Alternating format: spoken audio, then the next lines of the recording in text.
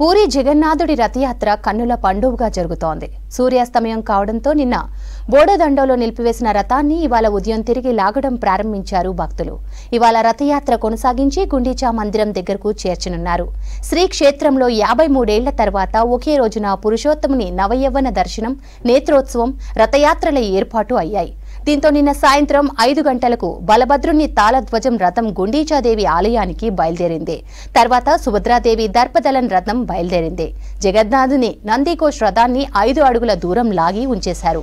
నవయవ్వన దర్శనం, నేత్రోత్సవం, రథయాత్ర ఉత్సవాలు ఒకే రోజు కావడంతో రాత్రయ్యేలోపు రథాలు గుండీచాదేవి సన్నిధికి చేరుకోలేదు. సూర్యాస్తమయం తర్వాత యాత్ర కొనసాగించవద్దని నిబంధన ఉండటంతోనే బోడోదండో మార్గమధ్యంలో నిలిపివేశారు.